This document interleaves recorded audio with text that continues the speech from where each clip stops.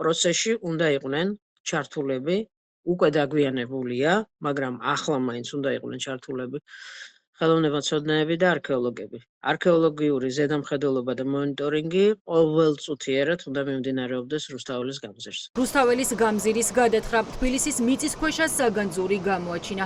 მეტროსადგურ თავისუფლების მოედანსა და საქართველოს ეროვნულ მუზეუმს შორის მონაკვეთში აღმოჩენილია მე-19 საუკუნის ძველი გარეთუბნის კოლექტორების სისტემა. ხალხი პოულობს არტეფაქტებსაც.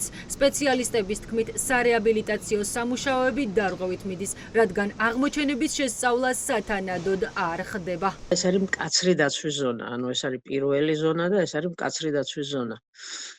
რაც ნიშნავს იმას, რომ საპროექტო ჯგუფშიც უნდა ყოფილიყო კვლევა, სახელოვნებათა მცოდნეო კვლევა, სადაც კონკრეტული არეალები იქნებოდა მითითებული სავარაუდო არქეოლოგიური ფენების გამოვლენის თვალსაზრისით და თვითონ უკვე დაწყებული პროცესის პირობებში პირველივე დღიდან უნდა ყოფილიყო არქეოლოგიური ზედამხედველობა. მოსახლეობა, ვისაც იქ აქვს კომერციული ფართები, აი ამ მიწის ნაყარ მიწაში პოულობენ არქეოლოგიურ ნივთებს.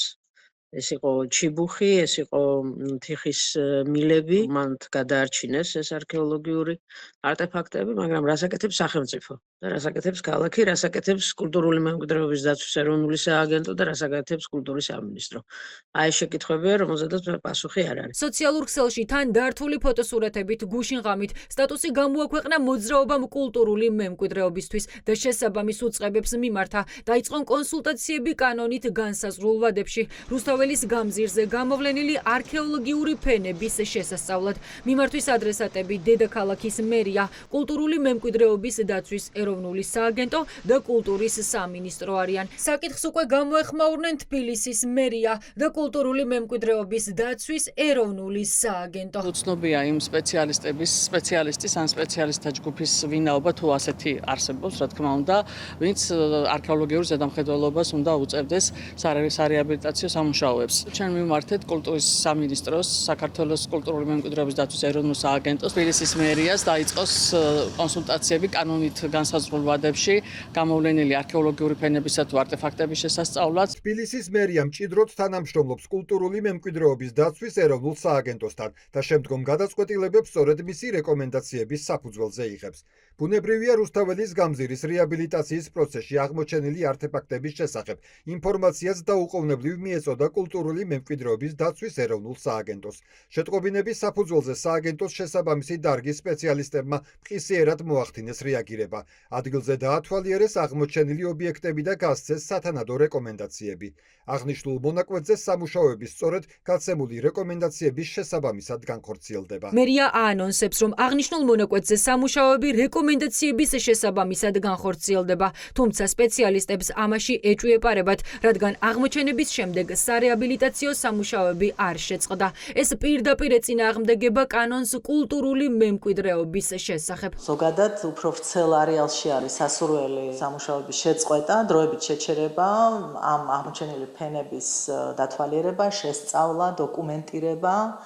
შემდეგ ამ საკითხის განხილვა პროფესიონალთა ფართო წრეებთან კულტურული მემკვიდრეობის დაცვის ეროვნული სააგენტო ამ შემთხვევაში გახლავთ ერთ-ერთი პასუხისმგებელი უწყება, რომელმაც უნდა მიიღოს გადაწყვეტილება ვთქვათ აი ამ კულტურული ფენების დოკუმენტირებასა და შენარჩუნებასთან დაკავშირებით. დედაქალაქის მერიის განცხადებამ დღის ეს რიგიდან ვერც გამჭვირვალობასთან დაკავშირებული ეჭვები მოხსნა.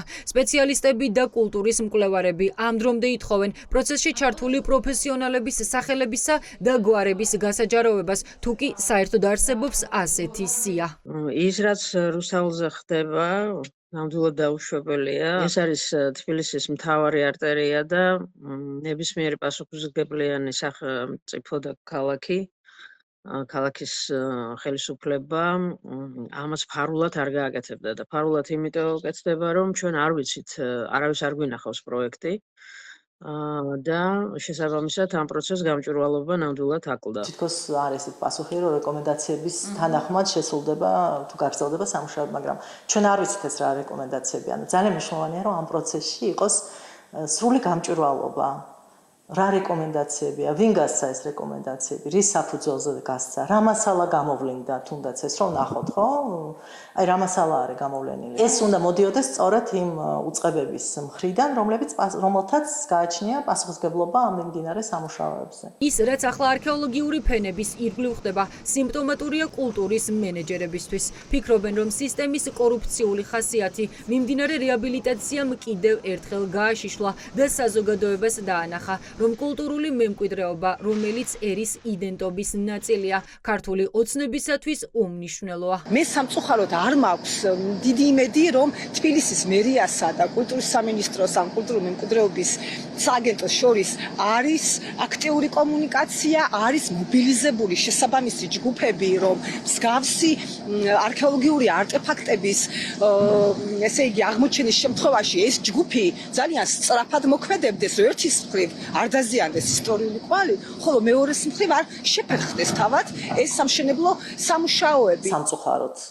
ისტორიულ ქალაქში ყოველდღე კარგავთ რომელიღაც შენობას, რომელიღაც ისტორიულ ნაგებობას და ეს არის ძალიან მძიმე დანაკლისი ჩვენი ქალაქისთვის. მიდის ისეთ პროცესები, როგორც არის მაგალითად კავშირგაბმულობის ყოფილი შენობის მორღვევა, ჩამოქცევა, დანგრევა, რაც ასევე ძალიან სამწუხაროა. პროფესიონალები დოკუმენტაციის, პროექტის, სამოქმედო გეგმისა და იმ ადამიანების სახელებისა და გვარების გასაჯაროებას ითხოვენ, ვინც წესით ამ პროცესს უნდა მეთვალყურეობდეს, თუმცა მათი პროფესიული ცნობის მოყვარეობა და ინტერესი ამ დრომდე დაუკმაყოფილებელია.